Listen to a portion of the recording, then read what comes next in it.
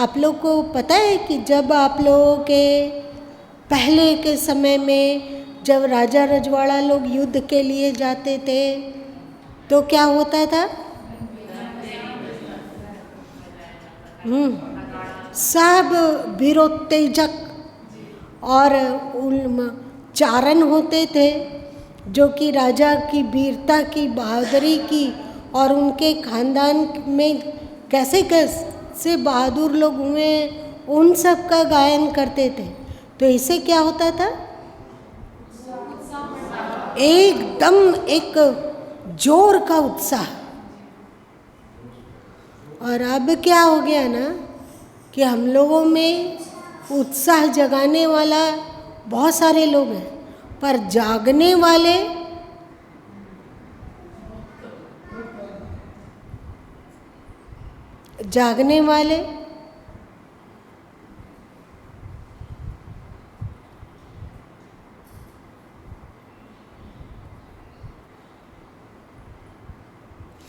तुम लोग सुने हो कि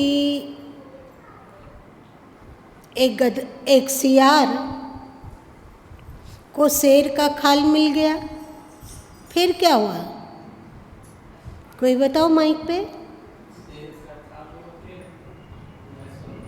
वो लोगों को डराने लगा शेर का खाल ओढ़ के, लेकिन एक बार सियार दूर से वाह वाह किया, इतना दिन से पचा रहा था वो शेर का खाल ओढ़ा हुआ सियार, वो भी सब भूल के हुआ हुआ चिल्लाने लगा और पता चल गया कि ये तो सियार है, शेर नहीं।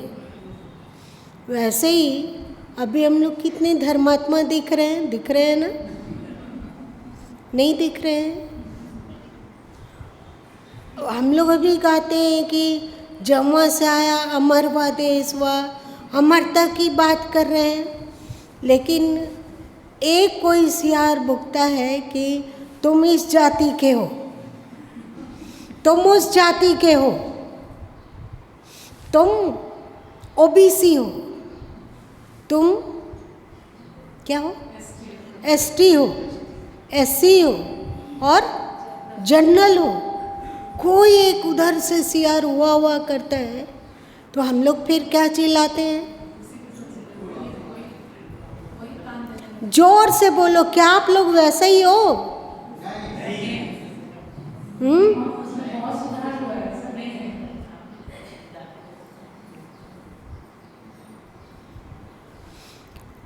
हम लोगों में जागृति की आवश्यकता है। जैसे सदगुरु कबीर साहब ने गाया, कितनी तेजस्विता है, उठ जाग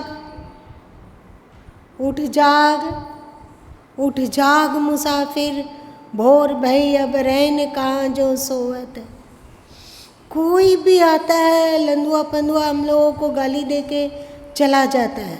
हमारे अपने लोग भी अपनी बहादुरी समझते हैं हम लोगों को गाली देने में, सही। और कोई भी आता है अपने लोग भी गाली देते हैं, और जो हमारे अपने लोग थे जो आज दूसरे लोगों के खेमे में चले गए, वो भी हमारे खून के प्यासे हैं। क्यों? क्यों? कारण क्या है?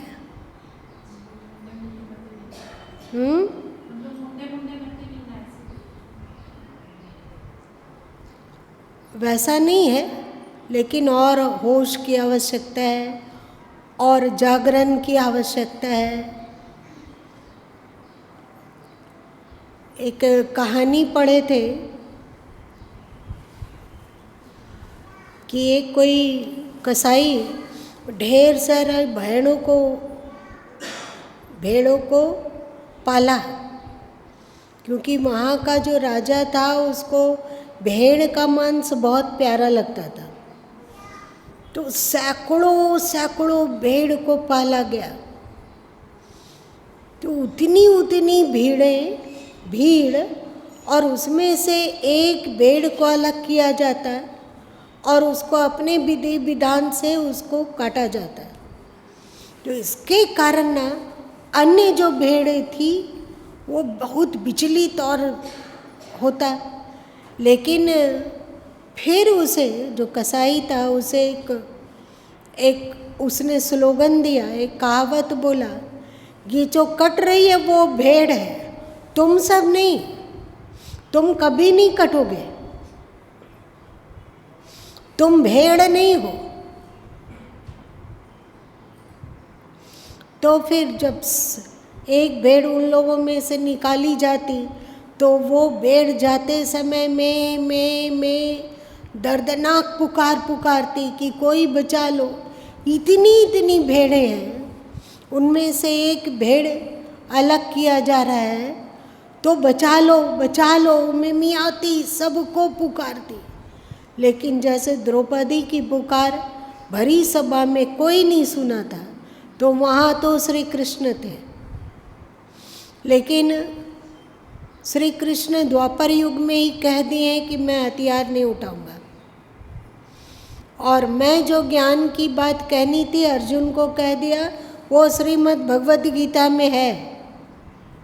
अब मैं गीता का उपदेश करने भी नहीं आऊँगा। और जो उपनिषदों में है, उत्तिष्ठ जागृत प्राप्य वर्ण विबोधत, उठो जागो और कार्य में लगो। अब तो हम लोग सम्मोहित होते हैं, सोचते हैं वहाँ वे लोग कट मर रहे हैं तो हमें क्या, हम नहीं कटेंगे मरेंगे। बांग्लादेश में जब हम सबों पर अत्याचार हुआ तो हम लोगों को लगा कि नहीं, हम लोग नहीं कटेंगे, हम लोग के साथ वैसा हो ही नहीं सकता है।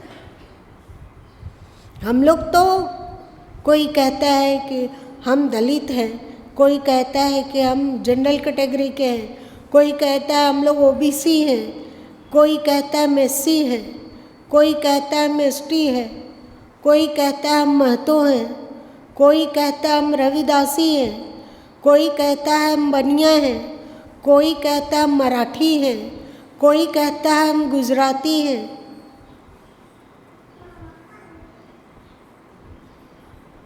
हम लोगों को कितना आसान हो गया है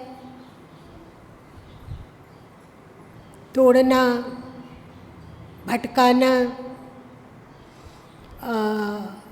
दोपहर के समय में गुरु माँ बहुत चिंता की, बहुत चिंता कि क्या होगा हमारे देश का। और यहाँ पर आए तो आप लोग भजन गा रहे थे तो भजन भी सुन रहे थे, पर साथ साथ में चिंतन भी चल रहा था कि कैसे बचाया जाएगा देश को, कैसे बचाया जाएगा सनातनियों को। कोई भी आता, ये नेता लोग मतलब नमक हराम उसको कह सकते हैं, देश की रोटी खाता है और देश का जिससे भला ना हो वैसा वैसा भाषण देता है, वैसा स्पीच देता है। कोई जाति के नाम पर तोड़ने को तैयार है, कोई प्रांत के नाम पर तोड़ने के लिए तैयार है, कोई भाषा के नाम पर, कोई पोशाक के नाम पर, कोई पंथ के नाम पर। बहुत लगा कि कैसे सब संगठित हो और ताकत बने। एक दिमाग में हुआ कि क्या होगा अब।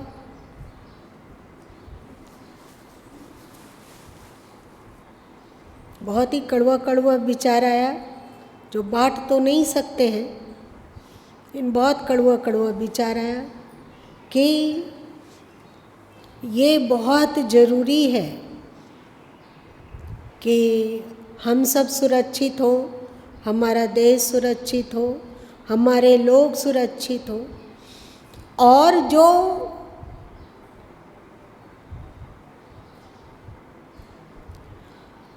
अपने पंथ और मजहब के नाम पर हम लोगों के दुश्मन बने हुए हैं, उनको ये एहसास दिलाया जाए कि उनके शरीर में जो रक्त है वो वही है जिसका कि वे दुश्मन बन गए। ये कब जागेगा, कब उन लोगों को भी कोई मसीहा आएगा और झकझोर के जगाएगा और उसमें भारतीयता भरेगा और कहेगा कि ये कैसा धर्म है, ये कैसा मत है, कैसा मजहब है जो मारने काटने के लिए उकसाता हो, वो भी मजहब के नाम पर, वो भी धर्म के नाम पर। वो धर्म है क्या? अरे कैसा मजहब है? जिस देश का हम खाते हैं, जिस देश में जन्म लेते हैं, जिस देश में पलते बढ़ते हैं, जिस देश की मिट्टी में मिलते हैं, उस देश के प्रति और वहाँ के नागरिकों के प्रति द्रोह पैदा करने वाला धर्म क्या मजहब हो सकता है? क्या वो विवेक नहीं आ सकता है लोगों को कि हम इसे रिजेक्ट करते हैं, इसे हम नहीं मानेंगे? ऐसा नहीं हो सकता है क्या? उन लोगों को कोई तो उसके ही समाज में कोई मसीहा है, ये है कि उन लोग उसे मार देना चाहेंगे। ये कैसा मजहब है जो हमको हमारे ही देश के विरुद्ध भड़काता है?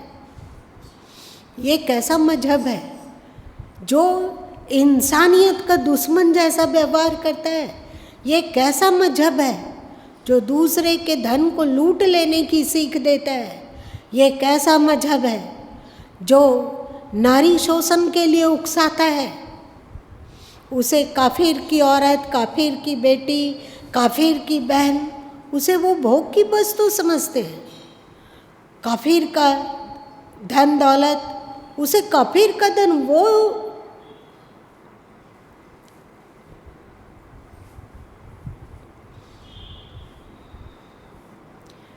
चलो उन लोगों के दिमाग में कब आएगा, ये प्रार्थना जरूर करनी चाहिए। कभी कभी तो लगता है कि ये लोग जो आज देश के दुश्मन बन गए हैं, वे कब मतांतर किए थे उनके पूर्वज लोग? यदि वे अपने पूर्वजों के मतांतरण की कहानी को जान पाते तो आज जैसा बेवकूफ़ाना हरकत नहीं करते। वे किसके प्रति हिंसक होते हैं? अपने लोगों के प्रति ही तो। कल तक वे लोग अपने ही तो थे, आज तुम अलग हो गए।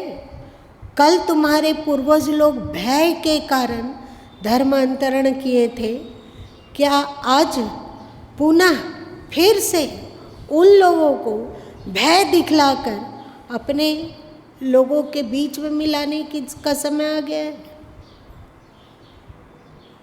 मेरी बात समझे? मैंने क्या कहा? क्या हुआ? क्यों नहीं उन लोगों के पूर्वज की कहानी सुनाई जाए?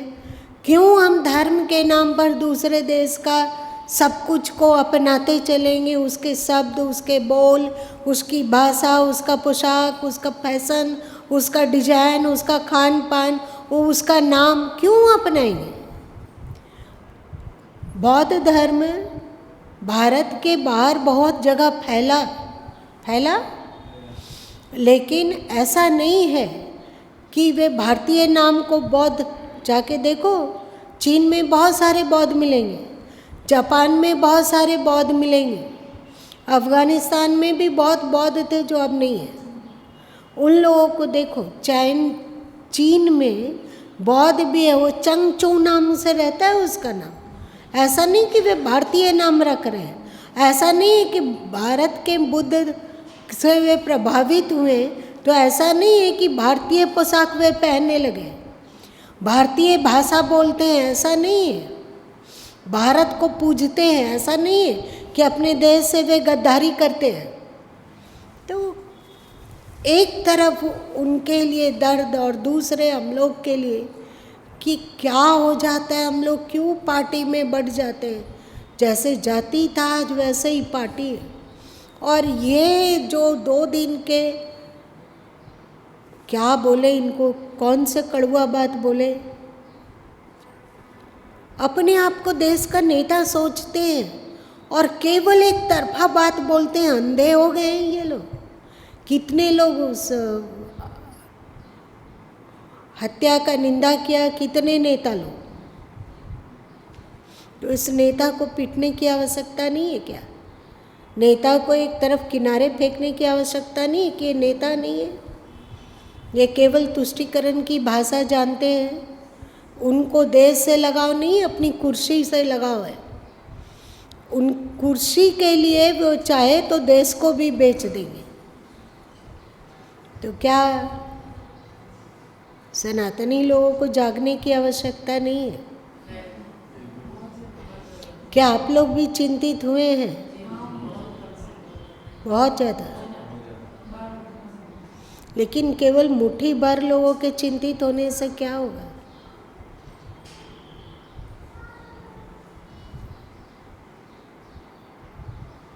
क्या हम लोग, जैसे हम लोग आश्रम में सब कोई संगठित होके रहते हैं, हमें लगता है बहुत सारे लोगों को एक दूसरे की जाति भी पता नहीं है ऐसा क्या? बहुत सारे लोग हैं जिसकी जाति नहीं जानी जाती है, जानने की कोई आवश्यकता नहीं है। कल एक बाहर से भाई आए थे, वे दीक्षित थे, तो वे प्रणाम करने आए थे, आज्ञा लेने आए थे। वे बोले कि मैं प्रजापति हूँ। हमें नहीं पता है, वे यहाँ से जुड़े हुए कम से कम 7-8 साल से जुड़े हुए हैं, हमें नहीं पता है। तो गुरु माँ ने पूछा कि आप ये सब बातें क्यों कह रहे हैं? तो वो बोले कि मेरा बेटा एक पासवान लड़की से विवाह करना चाहता है, हमें क्या करना चाहिए? हमारे बेटे को वो ठीक लगती है। तो गुरु माँ बोले कि देख लो उसका स्वभाव संस्कार देख लो, यदि पढ़ी लिखी हो, क्योंकि उसका बेटा बीडीओ है, तो यदि पढ़ी लिखी हो वो बच्ची और समझदार हो तो कोई बात नहीं है। आप लोग हड़किए नहीं कि गुरु माँ की ये बात कहीं आपके घर में ना सुन ली जाए, आप डरिए मत। लेकिन जो भी हो वो तो जाने दीजिए। जैसे हम लोग यहाँ पे आश्रम के अंदर सब एकजुट होके रहते हैं, सबको लगता है कि अगला मेरा ही परिवार है, अगला मेरा ही परिवार है, वो अलग नहीं है, हम लोग सब एक ही हैं, ऐसा लगता है। तो क्या हम लोग इस बात का प्रचार प्रसार बाहर नहीं कर सकते कि तुम जिस मत को मानते हो मानो, जिस मजहब को मानते हो मानो, जिस पंथ को मानते हो मानो, जो पोशाक पहनते हो सो पहनो, लेकिन रहो हिंदुस्तानी, रहो सनातनी।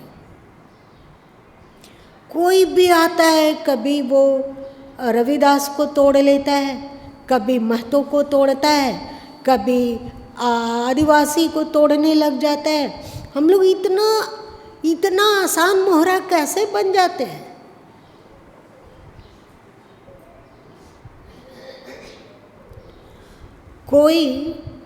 कोई मुस्लिम व्यक्ति अपने, कोई मुस्लिम नेता यदि इस्लाम के ही विरुद्ध बोलता हो तो कितने मुस्लिम उसको वोट देंगे? एक भी नहीं देंगे। और हम लोगों को कोई हिंदू धर्म के विरुद्ध बोलता है तो कितना वोट हम लोग गिराते हैं उनके। तो हम लोग धिक्कारणीय हैं क्या? क्या हम लोग पापी लोग नहीं हैं? कोई पार्टी हमारी नहीं है। जो सनातन के हित की बात करेगा, जो देश के हित की बात करेगा, जो दूरदृष्टि से काम लेगा, वही हमारा अपना नेता होगा, चाहे वो किसी भी पार्टी का हो। तो हम लोग उन लोगों के सामने उनके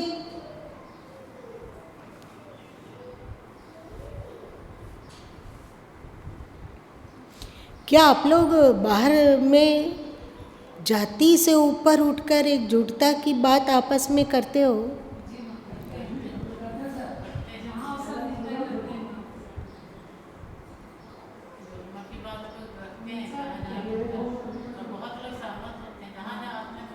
सब सहमत हो जाएंगे अभी, लेकिन डुगडुगी पिटाते के साथ ही जैसे ही कोई हुआ हुआ चिल्लाता है, कितने लोग हैं हम लोगों में जो हुआ हुआ चिल्लाने लग जाते हैं।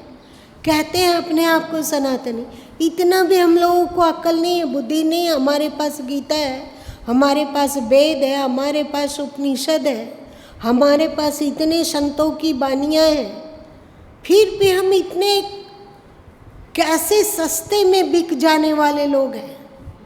उन लोगों से सीखना चाहिए कि अजीब अजीब दलील देते हुए भी वे झूठ रहते हैं।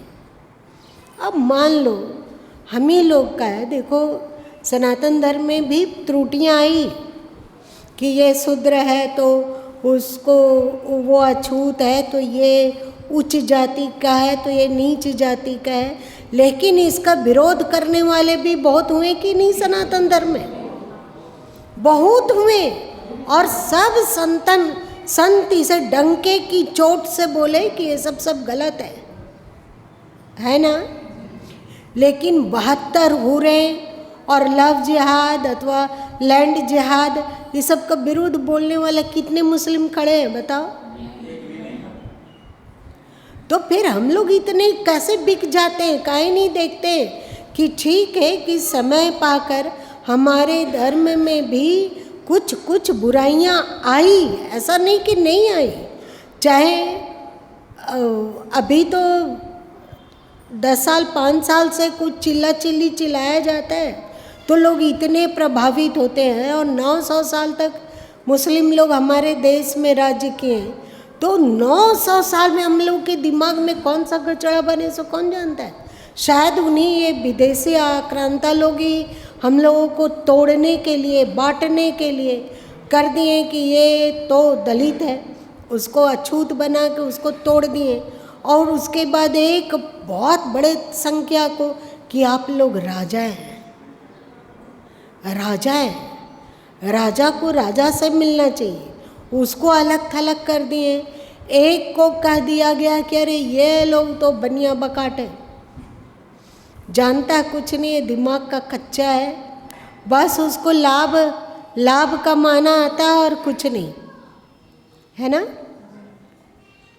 उस समय शायद हम लोग के दिमाग में ये सब बातें भरी गई हो, लेकिन कोई बात नहीं। यदि हमारे समाज में, हमारे धर्म में कुछ बुराइयां आई तो उसका विरोध करने वाले बहुत सारे लोग हुए। हम लोगों को थोड़ा बहादुर बनने की जरूरत है।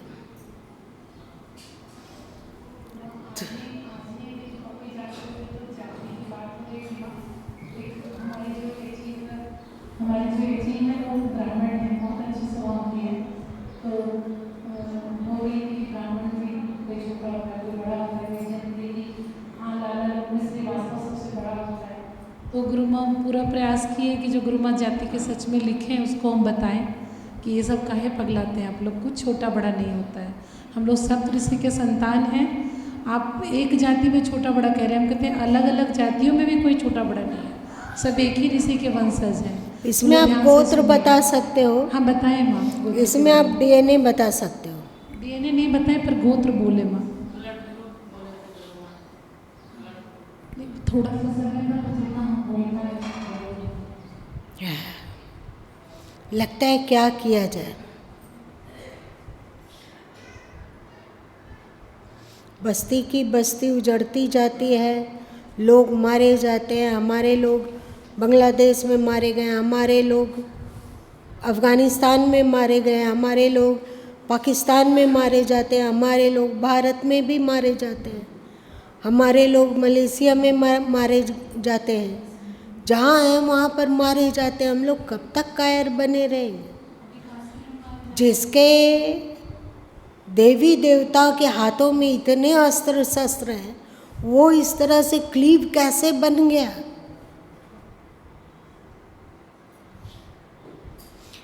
इतना बुद्धिहीन कैसे बन गया? कैसे? बहुत ही दर्दनाक अनुभव किए, बहुत ही पेन अनुभव किया।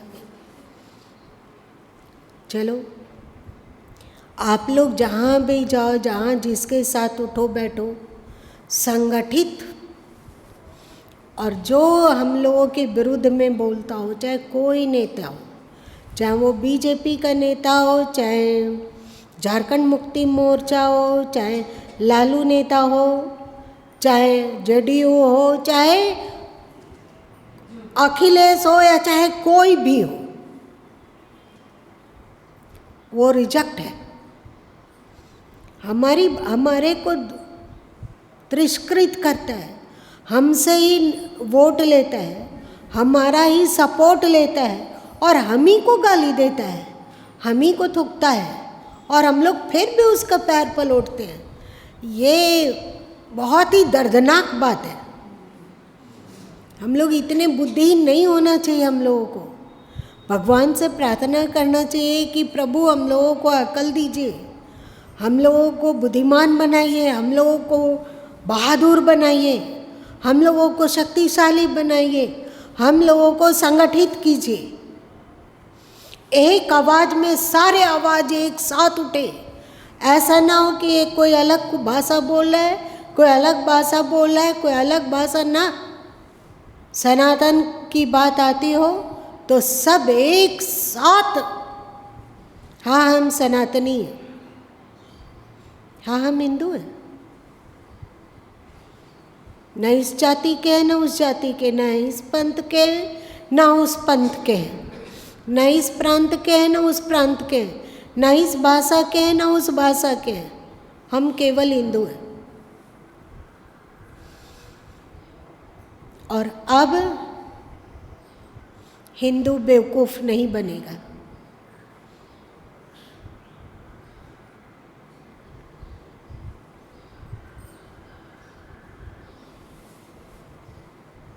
चलो, जो चले गए, जिन्हें मार डाला गया, उनके घरों में देखो कि कैसा आकार हो रहा होगा।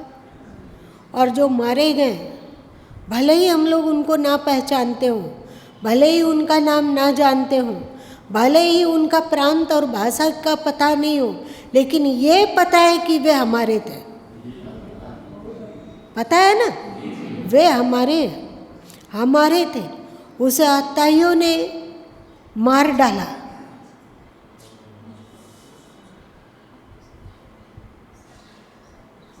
इसीलिए गुरु माँ बोलते हैं कि हिंदुओं को संगठित होना बहुत ज़रूरी है और अपने धर्म से प्यार करना बहुत ज़रूरी है। जो हमारे धर्म के विरुद्ध बोलता है, हमारे धर्म को गाली देता है, वो हमारे लिए रिजेक्ट है।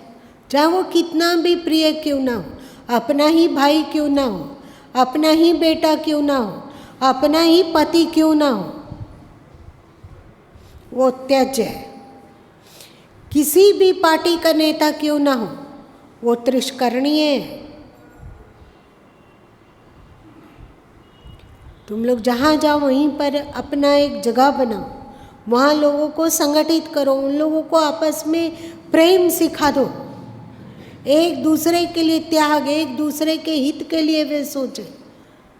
किसी हालत में भारत को बांग्लादेश, पाकिस्तान, अफगानिस्तान बनने से बचाना आप लोग का कर्तव्य है कि किसका कर्तव्य है? हम ही लोग का कर्तव्य है। इस पर भी ध्यान दो।